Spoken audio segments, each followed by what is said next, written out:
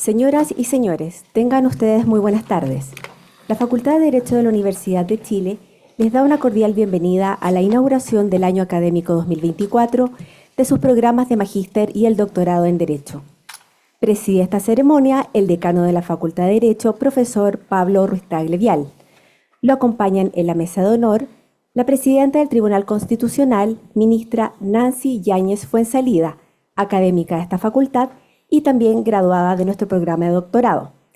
El vicedecano de la facultad, profesor Francisco Soto Barrientos. El director de la Escuela de Posgrado, profesor Gonzalo Berríos Díaz. Y el subdirector de esta misma unidad académica, profesor Pablo Fuenzalida Cifuentes. Nos distingue con su presencia el director de la Escuela de Pregrado, profesor Miguel González Lemus, y la subdirectora de dicha escuela, profesora Constanza Núñez Donald. Saludamos a las autoridades que conforman el equipo directivo de la facultad. Igualmente, y en representación del Comité Académico del Doctorado en Derecho, a la profesora Paula Ahumada, a la coordinadora académica del Magíster en Derecho con y sin mención, profesora Maricruz Gómez de la Torre, al coordinador académico del Magíster en Derecho Penal, profesor Javier Contese, al coordinador académico del Magíster en Derecho Tributario, profesor Francisco Celamé, a la coordinadora académica del Magíster en Derecho Internacional, Inversiones y Comercio, que impartimos en conjunto con la Universidad de Heidelberg, profesora Andrea Lucas. También damos la bienvenida a las profesoras y profesores que integran los comités académicos y cuerpos académicos de nuestros programas de posgrado, a sus coordinadoras y coordinadores ejecutivos y a los colaboradores de la Escuela de Posgrado y de las distintas unidades académicas y administrativas de nuestra facultad que apoyan el quehacer de esta escuela. Por último, extendemos nuestros especiales saludos a las y los estudiantes nuevos de esta Corte 2024, aquellos internacionales y a los que residen fuera de la región metropolitana que hoy nos acompañan por vía telemática. Damos igualmente la bienvenida al profesor Jaime Gallegos, director del Departamento de Derecho Económico, y también se ha incorporado el profesor Álvaro Castro, integrante del Comité Académico del Programa de Doctorado. Para continuar con esta ceremonia, dejamos al decano de la Facultad de Derecho, profesor Pablo Ruiz-Tagle, quien dará unas palabras de bienvenida. Muchas gracias, muy buenas tardes. Gracias, estimada Bárbara. La verdad es que hago mío los vocativos. Aprovecho de saludar especialmente a quienes están en la mesa acompañándome, a la presidenta del Tribunal Constitucional, profesora de la Facultad Nancy Yáñez, al profesor Francisco Soto, vicedecano de la facultad, al profesor Gonzalo Berríos, director de la Escuela de Posgrado, y al profesor Pablo Fuenzalida, subdirector de la Escuela de Posgrado, junto con Bárbara, conforman el equipo directivo, y la verdad es que veo varias profesoras, profesores, el director de la escuela, Miguel González, la subdirectora, Constanza Núñez, que ha sido nombrada y ayer ratificada en el Consejo de Facultad para dirigir el Centro de Derechos Humanos. Hay muchos profesores y estudiantes y quiero decir unas breves palabras porque como estaba programado hoy, la parte más sustancial viene bajo la responsabilidad de nuestra estimada profesora y presidenta del tribunal, Nancy Yáñez. Nada más un poco de historia. Nuestra escuela de posgrado, cuyo año académico 2024 inauguramos hoy con esta ceremonia, fue creada en 1979, hace ya bastante tiempo, como ustedes pueden ver.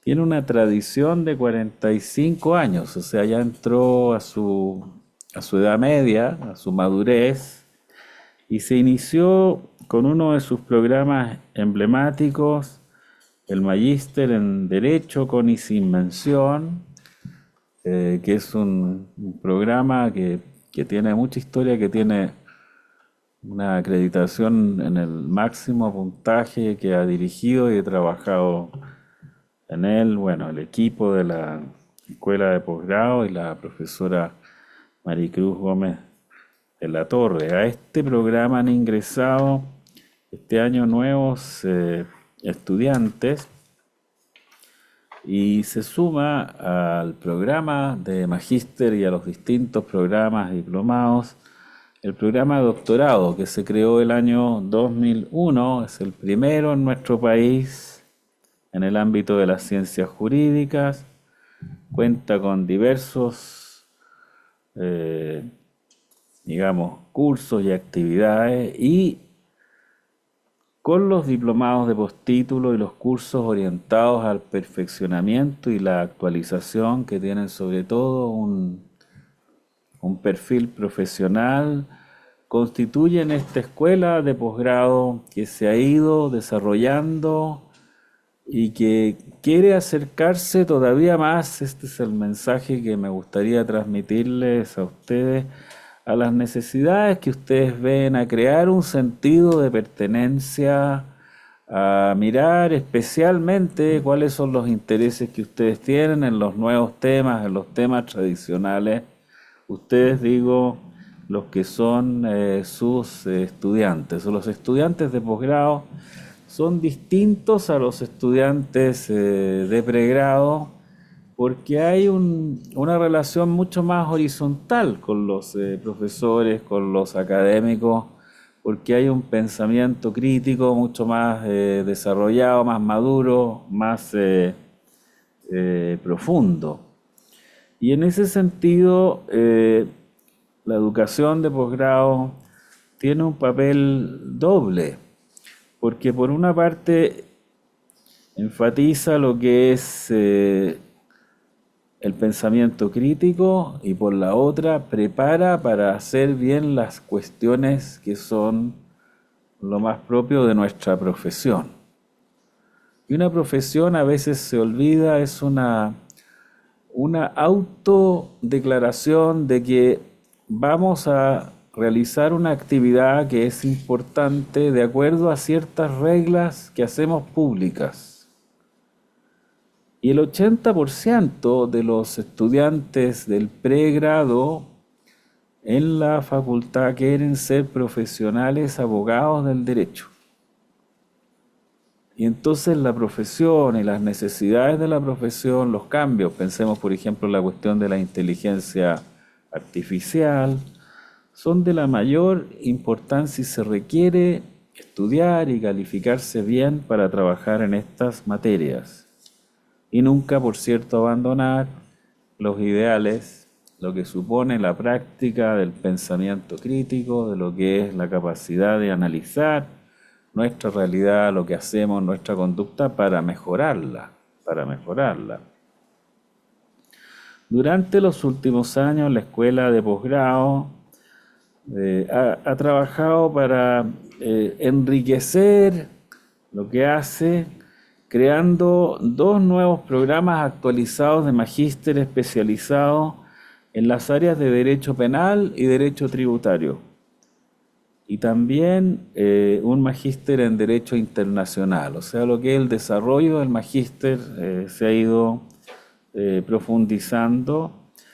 Un magíster en derecho internacional que por lo demás ya tiene una tradición que se imparte en conjunto con la Universidad de Heidelberg en materias relacionadas con las inversiones, el comercio y el derecho internacional, y que es uno de los programas más prestigiados en la región latinoamericana. Y de eso estamos muy orgullosos. Aquí veo el equipo de Heidelberg que nos acompaña, de ser parte en ese trabajo serio. Y en nuestra escuela, con ese mismo espíritu, es que nos hemos propuesto fortalecer nuestra oferta con todos los departamentos, son 10 los departamentos de nuestra facultad y con todos los centros de nuestra facultad. Se ofrecen, para que ustedes sepan, a veces eso no se ve, 300 diplomados de postítulo al año y más de 250 cursos de actualización sobre temas como ciberseguridad, derecho penal, género, recursos naturales, inteligencia artificial, ya se las nombré, los pueblos indígenas, compliance, derechos de la niñez, transformación digital del Estado, derecho del consumo, regulación e inversión extranjera, los temas más variados que ustedes se puedan imaginar. Y vamos a seguir en esa línea amplia de desarrollo.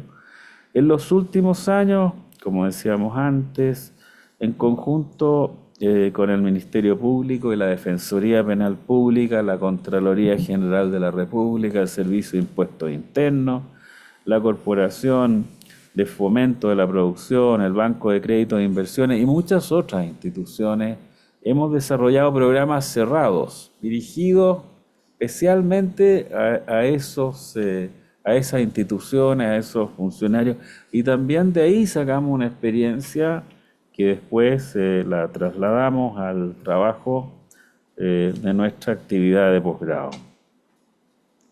La Comisión Nacional de Acreditación ha certificado la calidad del doctorado en Derecho, dándole 5 años de acreditación. Es el doctorado que tiene más años de acreditación en nuestro país. Al magíster en Derecho, que antes mencionaba, 7 años. Es el máximo número de años que se puede otorgar a una acreditación. Y al magíster en Derecho Internacional de Inversiones y Comercio, 8 años. Este es el programa, entiendo que se realiza con la Universidad de Heidelberg. Y la escuela de posgrado, la verdad es que tiene el mayor número de años de una institución dedicada al posgrado en Derecho en nuestra facultad. Hemos iniciado este año la acreditación de los programas de magíster en Derecho Tributario, el año 2021, Derecho Penal, que se creó el 2021, y estamos trabajando en el área de familia, infancia y adolescencia, y esperamos también en el área de Derecho Ambiental tener novedades en esta materia. Y hay una necesidad de renovar no solo los programas, el trabajo académico, sino dar una señal verdadera de cómo a la facultad le importa el tema del posgrado. Y aquí voy a contar brevemente una historia, estoy terminando. Y es que en el tiempo en que se propuso a la facultad crear el edificio de los presidentes, supongo que muchos de ustedes saben de qué estoy hablando, quizás algunos no, pero es cuestión de que caminen en el patio y lo vean. El gran argumento que se usó para que ese edificio fuese construido fue que ese edificio iba a servir para instalar las dependencias del posgrado. Esa es la verdad. Esto yo lo escuché personalmente, no voy a decir de quién, tampoco eran derechamente las autoridades de la universidad, pero esto era lo que se decía en la facultad. Se construyó el edificio, un edificio estupendo, de primera calidad, de hecho tiene unas características de luminosidad y todo eso, y ahí están las fotos de los presidentes, 17 que han salido de nuestra facultad, pero no se le dio el uso al posgrado que se había prometido, por diversas razones, muy buenas razones quizás, y las oficinas del posgrado estuvieron funcionando en las clínicas en un segundo piso. Pues quiero darles la buena noticia a ustedes que ya tienen una casa. Ya tienen una casa especial. Es el 6º edificio que se agrega a los 5 edificios de la facultad. La facultad tiene 5 edificios, no es solo el de Pío Nono, y este que sería el segundo, y el presidente el tercero, o no sé cómo quieran contar. Además tiene las clínicas que ustedes conocen, y es ahí donde está el edificio del posgrado, Santa María 0200, Almanara también es conocido con el nombre de ese edificio, y el edificio que está en Pío Nono. Entonces estamos con 5 edificios, el número 6º es el nuevo edificio del posgrado que inauguramos el año pasado y que no habíamos podido habitar, ojo, porque mandamos a hacer muebles especialmente, ahí están las fotografías, muebles especialmente diseñados para ese lugar. Ahí van a estar las oficinas, y están las oficinas, actualmente están siendo ocupadas, de don Gonzalo, una oficina estupenda, lo mismo Pablo, Bárbara, todos pueden ir a visitar ahí. Tienen además unos estantes con libros, con una biblioteca especial de posgrado en el segundo piso. Tienen unas repisas para si quieren leer directamente los libros, porque los pueden sacar y consultarlos ahí, y unos asientos para sentarse y estar. Hay unas terrazas, hay unas salas. Es lo que hemos podido hacer hasta ahora para darle importancia al trabajo de posgrado que para nosotros es fundamental en la escuela. Esta es una señal clara. No voy a decir cuánto costó porque sería feo eso. La facultad ha puesto de sus recursos una cantidad enorme para que este edificio sea de propiedad de la facultad, y hemos trabajado, la verdad, como 1 año y medio para llegar a este momento. Yo le había dicho a Gonzalo, hay que confesarlo acá, que hiciéramos la inauguración allá, pero no tiene un auditorium como este, y yo creo que aquí perfectamente estamos en un lugar apropiado para decir estas cosas, para conversar. Pero el que no conozca el nuevo edificio de la Escuela de Posgrado que hemos puesto en la fotografía, es importante que vaya, que lo utilice, que se acostumbre, que esa es su casa, que se ha hecho especialmente para dar ese reconocimiento. Fíjense ustedes, con esto termino, que en este edificio, en los estantes de la biblioteca que se han puesto ahí, están las donaciones, no completa, pero en parte significativa, del abogado y destacada María de Esther Férez Nazarala. Todos sus libros más importantes de derecho laboral ahí están puestos para que los consulten. De don Luis Ortiz Quiroga, una colección que se está agregando de a poco. De don Miguel Soto Piñeiro, no terminamos de abrir las cajas, la cantidad de libros de Miguel en penal y en las materias, habían hasta cómics, con eso les digo todo. De don Álvaro Bunster Briceño, tremendo penalista también, que donó su biblioteca a la facultad. De Felipe Herrera Lane, son nombres grandes estos, o sea, son personas de primera categoría. De Vivian Bullemor Gallardo, profesor tan querido en la facultad, tengo una amistad con él y con su hijo. Rubén Oyarzún Gallego fue profesor también. Gonzalo Figueroa Yáñez, Jorge Guzmán Dinator, y una donación de un profesor extranjero que yo los invito a mirar su obra, Robert Barros, que escribió su tesis sobre el derecho en la dictadura militar, y tiene una donación que tuvimos que traer desde Argentina para ponerla aquí en estos estantes. Hay espacio todavía en los estantes para que ustedes también donen sus bibliotecas cuando llegue el momento, pero para que vean que hemos hecho algo especial, que lo hemos hecho con cariño, que lo hemos hecho pensando en una escuela de posgrado que sea un lugar enteramente que ustedes le saquen el máximo partido. También está esta inauguración siendo en este lugar. Esas son las fotografías de la biblioteca, porque yo le insistí a Gonzalo y todos, y el vicedecano también, que aprovecháramos de que ustedes vieran el nuevo jardín de la escuela. Hemos inaugurado esta franja que es el jardín de la escuela. A esta hora además es maravilloso el jardín de la escuela porque está iluminado. Ustedes van a poder verlo, van a poder, no sé, sentarse. De hecho el cóctel va a ser abajo, así que pueden pasearse. Un lugar que era un lugar donde algunas personas venían y hacían sus necesidades más primarias. La verdad es que lo hemos cerrado y lo hemos ganado para la facultad y lo hemos ganado para ustedes. Y para nosotros también, para que tengamos un jardín donde podamos pensar en tranquilidad. A veces les digo, cuando uno se pasea, veo aquí a Maricruz, bueno, veo tantos que hemos estado en universidades extranjeras, en Inglaterra, en Alemania o en Estados Unidos, en los campus. Lo que uno ve en esas universidades que no ve aquí son espacios de calma, espacios de pensamiento tranquilo. Y el vórtice en el que vivimos en esta facultad, en la Universidad de Chile, en el país, que es como de ejecución automática, pensamiento rápido, fast thought, todo el día así como una operación tras otra sin reflexionar.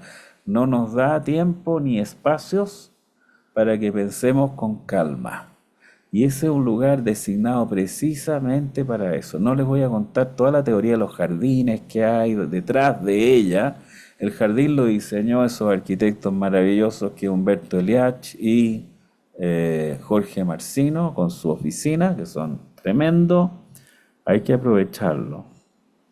Hemos mejorado entonces el espacio, estamos con energía con el proyecto y queremos que ustedes se sientan parte de esto, que se pongan como han tenido hasta ahora la camiseta, para eso está esta mochila que se les ha regalado.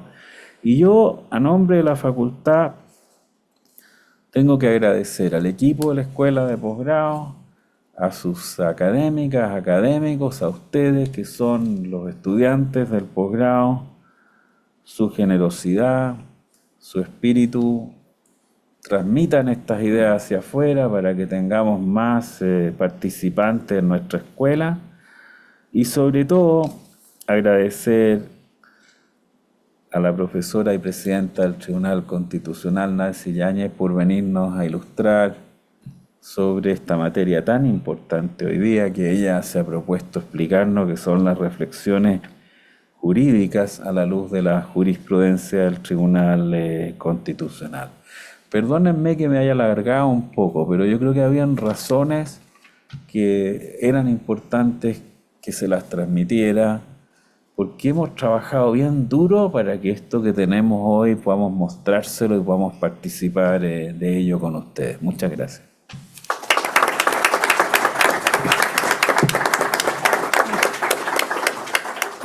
Muchas gracias, señor decano. Para continuar con esta ceremonia, escucharemos a la presidenta del Tribunal Constitucional, ministra Nancy Yáñez, quien, como bien señaló el decano, abordará el tema reflexiones jurídicas a la luz de la jurisprudencia del Tribunal Constitucional. Muchas gracias. Muy buenos días, muy buenas tardes. Lo escribí de mañana. Muy buenas tardes. Tengo el honor de inaugurar el año académico 2024 de la Escuela de Posgrado de la Universidad de Chile. Para quien habla, es un honor dirigirme a ustedes en mi calidad de egresada de la Escuela de Pre- y Posgrado de esta facultad. En la ocasión quiero compartir con ustedes algunas reflexiones a partir de la jurisprudencia del Tribunal Constitucional. Como órgano encargado de velar por la supremacía de la Carta Fundamental, el Tribunal Constitucional cumple un rol fundamental en la construcción de criterios interpretativos del texto constitucional. Esta magistratura, al ejercer sus atribuciones, no solamente resuelve conflictos constitucionales, sino que además se pronuncia sobre su propia competencia, sobre el procedimiento constitucional y sobre los efectos, alcances y limitaciones de las acciones constitucionales.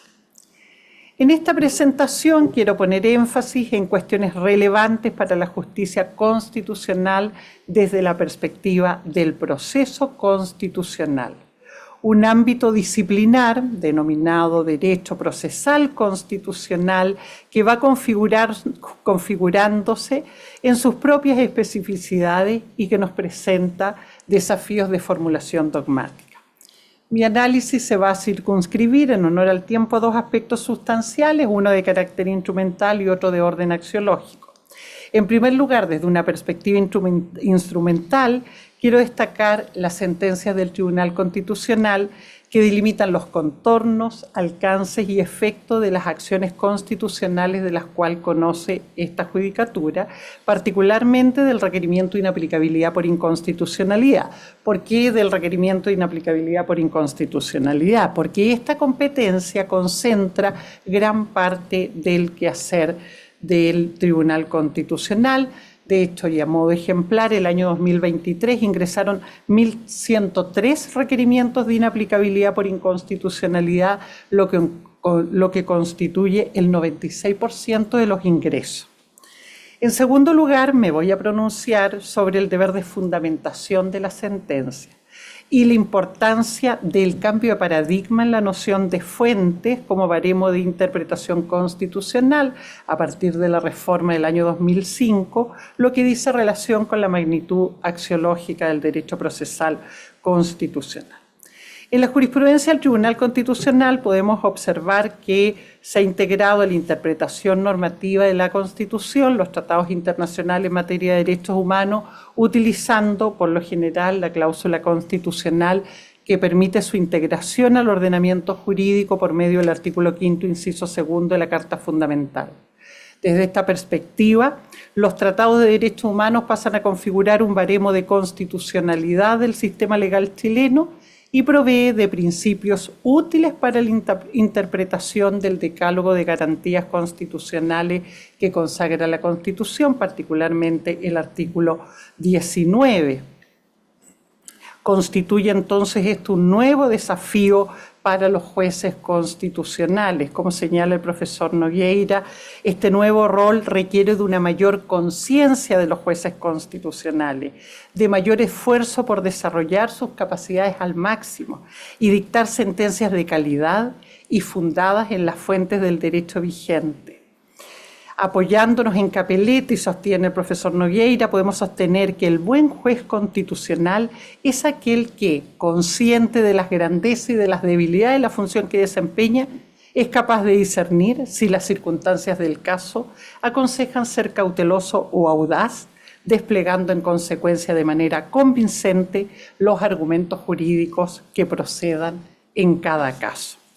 Veamos entonces en principio la naturaleza de la acción de inaplicabilidad por inconstitucionalidad.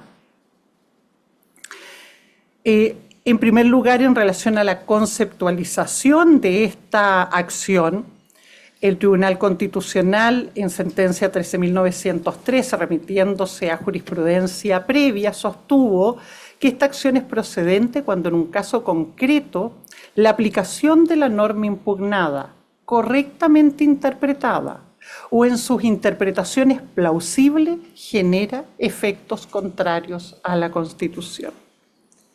En la sentencia 13.807 se precisó que a través del conocimiento y resolución de la referida acción constitucional, esta magistratura efectúa un control concreto de constitucionalidad, en donde un cuestionamiento abstracto de las disposiciones legales no tiene cabida, sino en relación a los efectos inconstitucionales que pudiera generar en el caso concreto. En tal sentido, la sentencia 13.903, a la que ya me he hecho referencia, agrega que el control concreto que corresponde efectuar al Tribunal Constitucional no radica sobre actuación de poderes públicos, sino que sobre preceptos legales, haciendo un contraste de carácter normativo. Así, en la sentencia 13.303, el tribunal precisa que no le corresponde a través de esta acción establecer un mecanismo de control de actos de la administración. Esto se reitera en la sentencia 13.193 al observar que la inaplicabilidad no es la vía idónea para cuestionar supuestas deficiencias respecto de un procedimiento administrativo, como lo es la declaración de humedales urbanos por parte de la autoridad ambiental. En la sentencia 12.891 se sostuvo que el objetivo de la acción de inaplicabilidad no resuelve una cuestión de competencia suscitada entre el Poder Judicial y una municipalidad. En la sentencia 13.306, el tribunal manifiesta que el objeto de la acción constitucional es declarar inaplicable un precepto legal cuya aplicación puede resultar decisiva en una gestión judicial pendiente, pero en ningún caso la sentencia estimatoria tiene la aptitud de dejar sin efecto una resolución judicial, menos si esta resolución judicial ha pasado por la autoridad de cosa juzgada y se encuentra firme y ejecutoriada. La acción de inaplicabilidad no es un recurso procesal, pues se dirige contra un precepto legal y no contra una resolución judicial.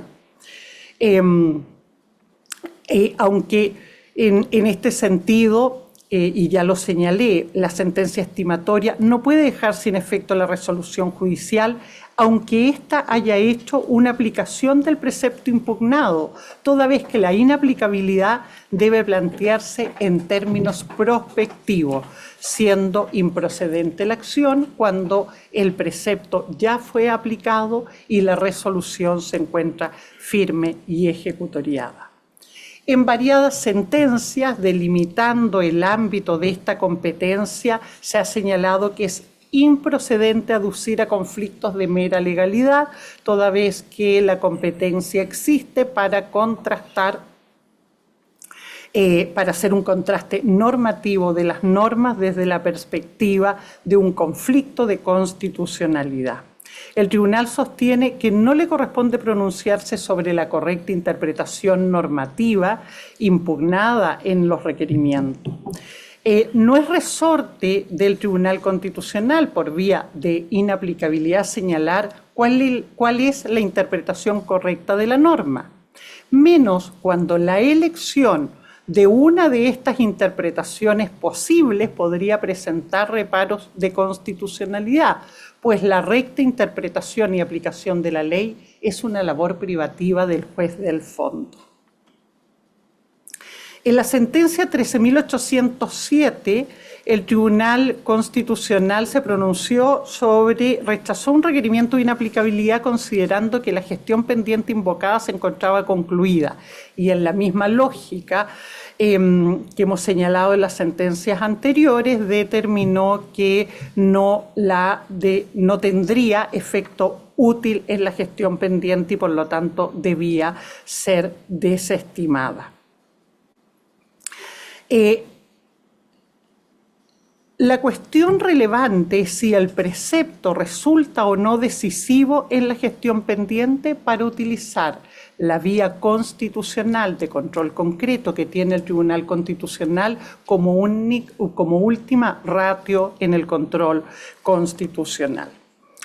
El Tribunal Constitucional se ha pronunciado sobre la competencia para resolver un requerimiento de inaplicabilidad que incidía en un procedimiento de titulación seguido ante la excelentísima Corte Suprema. Y en este caso en particular, lo que fue debatido es qué se entiende por gestión pendiente. El fallo responde afirmativamente considerando que se solicitó la declaración de inaplicabilidad de un precepto de rango legal, en este caso un precepto incorporado al Código Orgánico de Tribunales, lo que se encuentra dentro de las competencias del Tribunal Constitucional de conformidad con el artículo 93, número 6. También se precisó que la competencia otorgada por la Constitución al Tribunal Constitucional difiere de aquellas otorgadas a la excelentísima Corte Suprema para conceder el título de abogado, pues emana de fuentes distintas que no se superponen ni entran en conflicto. La sentencia estimatoria de inaplicabilidad no asegura que el título sea concedido, solo excluye la posibilidad de que el precepto cuestionado, en este caso la exigencia de buena conducta, sea aplicado por el tribunal que conoce de la gestión, estimando que al precepto le faltaba densidad normativa y en consecuencia no pasa el test de constitucionalidad. El segundo, de esta manera, podemos ir precisando entonces los contornos de esta herramienta tan fundamental en el ejercicio del Tribunal Constitucional. El segundo aspecto que quería compartir con ustedes dice relación con la fundamentación hermenéutica del razonamiento judicial en la jurisprudencia del Tribunal Constitucional. Referirme a la integración del derecho internacional de los derechos humanos como baremo de interpretación.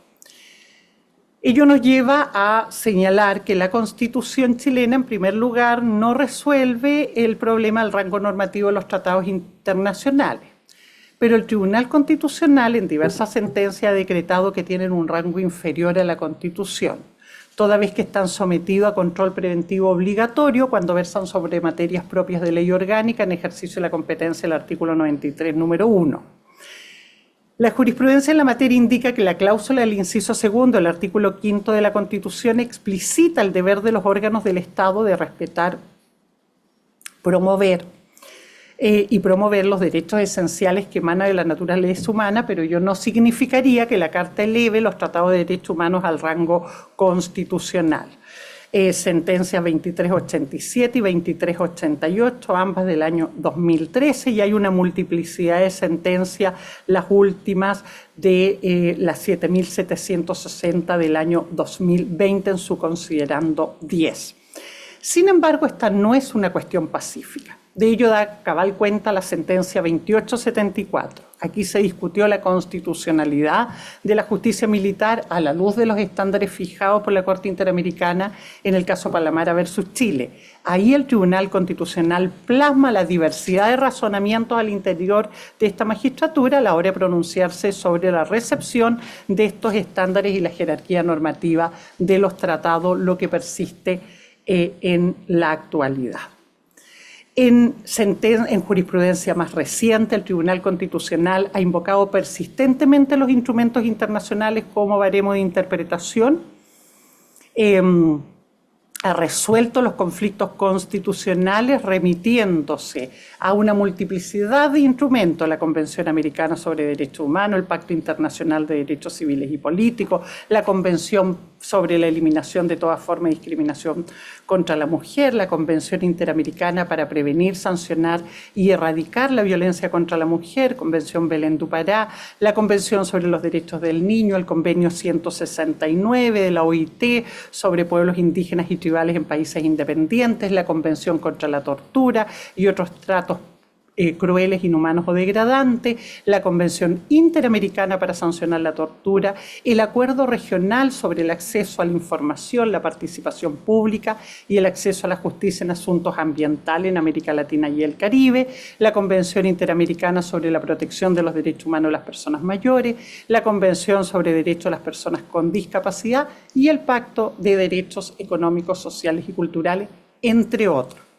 Es interesante dar cuenta que cuando he hecho referencia particularmente a la Convención Americana de Derechos Humanos, ha recogido la jurisprudencia de la Corte Interamericana como criterio de interpretación en ejercicio de dos competencias.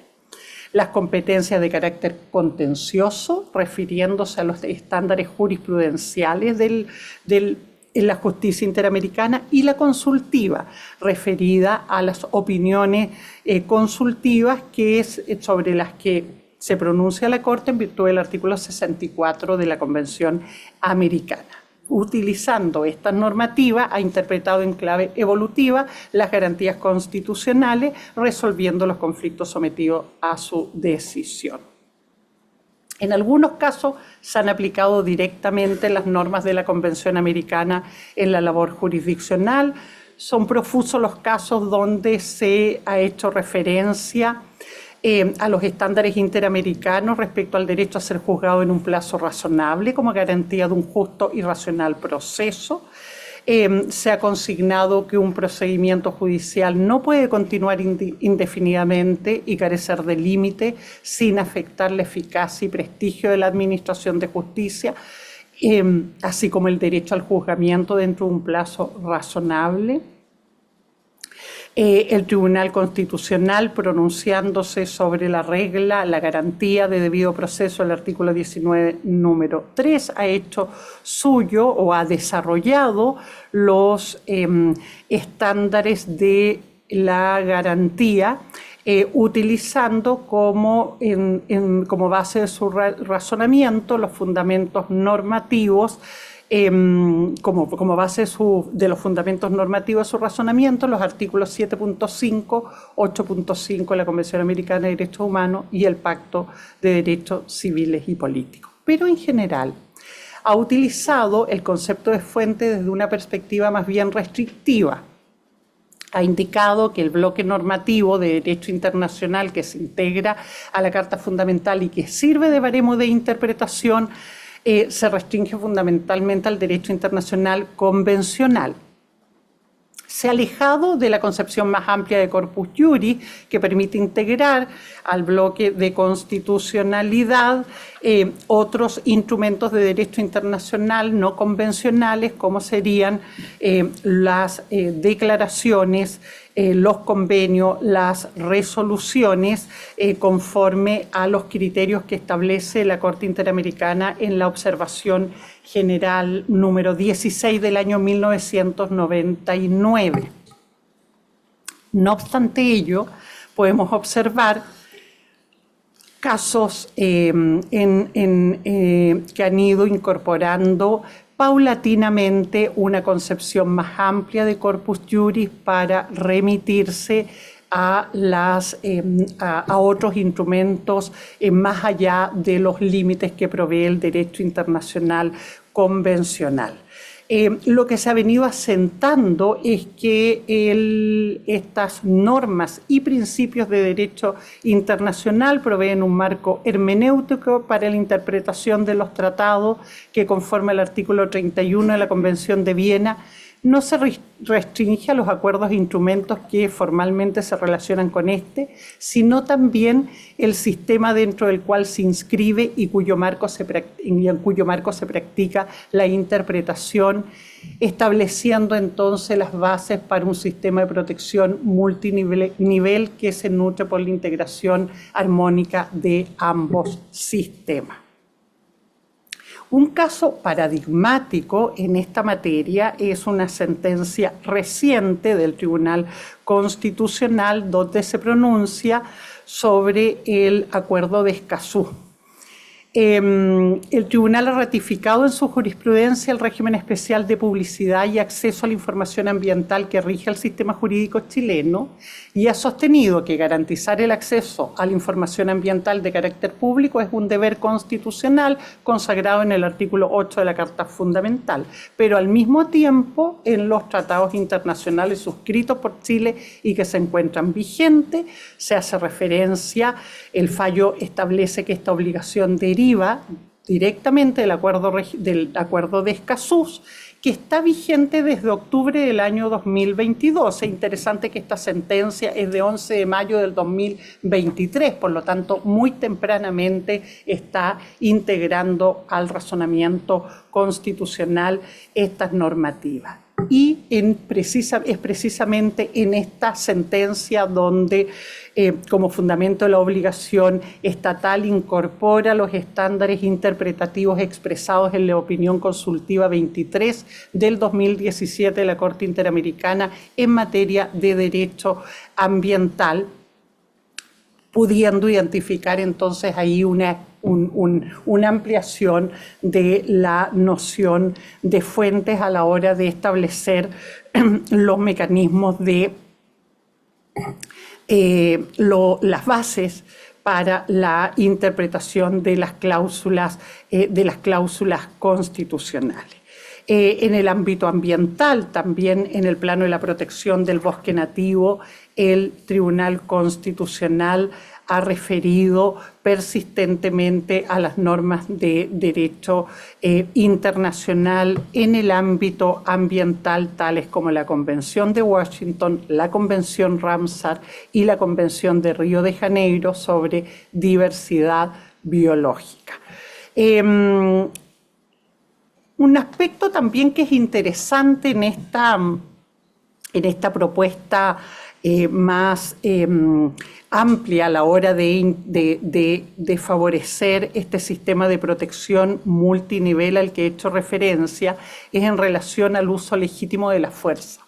El Tribunal Constitucional, en la sentencia 14.328, aplica los estándares interamericanos referidos a la obligación del Estado por los actos de sus agentes, en quienes ha derivado el uso de la fuerza legítima. Esta sentencia cita decisiones decisiones judiciales de la Corte Interamericana de Derechos Humanos, no necesariamente vinculantes para el Estado de Chile. Se hace una referencia especial al caso Familias Barrios versus Venezuela, donde la Corte desarrolló estándares con relación a los principios y límites a los que están supeditados en el uso de la fuerza a los cuerpos de seguridad y policía del Estado, y en relación al bloque normativo configurativo del Corpus Juris Internacional lo amplía incorporando el Código de Conducta para funcionarios encargados de hacer cumplir la ley, adoptado por la Asamblea General de Naciones Unidas en el año 79, y los principios básicos sobre el empleo de la fuerza y las armas de fuego por los funcionarios encargados de cumplir la ley, adoptado por el Congreso de las Naciones Unidas sobre prevención del delito y tratamiento del delincuente del año 90.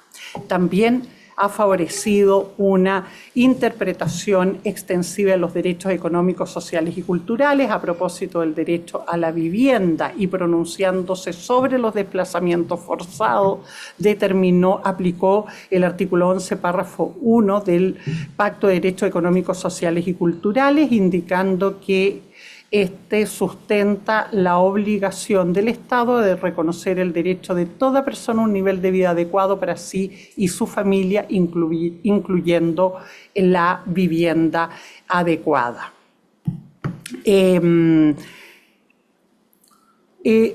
Finalmente, quisiera estas reflexiones, ¿no? Son perspectivas que nos conforman con lo que ha sido, con aspectos instrumentales y aspectos axiológicos del denominado derecho procesal constitucional. Como plantea Bazán, el derecho procesal constitucional nos remite a dos ámbitos, ¿no? Uno meramente instrumental de aseguramiento y mantenimiento del régimen constitucional, pero otro que sirve a un propósito de eficacia y vivificación de la Constitución.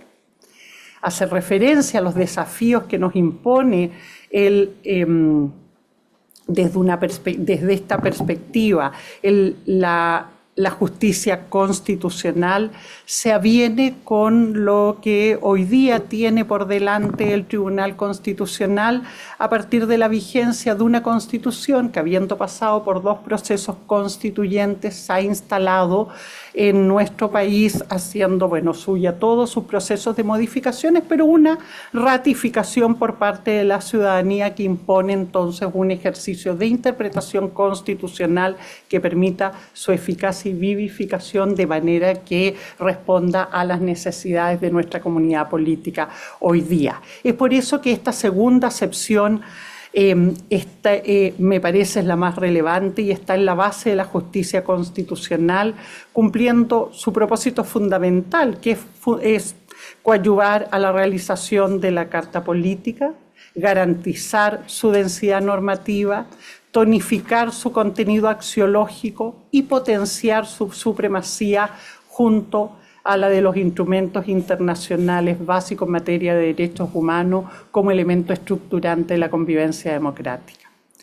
Los desafíos que presenta entonces el derecho procesal constitucional para los operadores jurídicos son diversos y pueden observarse desde ambas perspectivas. En el ámbito instrumental implica determinar los contornos procesales de las competencias de la justicia constitucional, la cuestión de la cosa juzgada, y asimismo, ¿no?, cuáles son los procedimientos constitucionales que regulan la competencia y que en nuestro sistema jurídico están en la Constitución Política del Estado y en el título segundo de la Ley Orgánica Constitucional del Tribunal Constitucional. En el ámbito del deber de fundamentación y del raciocinio constitucional hemos abordado cuestiones hermenéuticas derivadas de la integración del derecho internacional de los derechos humanos, pero los desafíos son múltiples al integrar los principios constitucionales y la interpretación conforme de las cláusulas constitucionales, en particular respecto a los conceptos indeterminados que proliferan en la Carta Política. Los invito a abordar estos desafíos en sus estudios de posgrado a través de sus respectivos proyectos de investigación. Y les quiero contar que el Tribunal Constitucional este año ha extendido el Premio Tribunal Constitucional a tesis de posgrado que aborden temas relevantes para la justicia constitucional, y quiero invitarlos a ser parte de esta iniciativa. Les deseo el mayor de los éxitos en sus desafíos académicos, especialmente para el año 2024. Muchas gracias.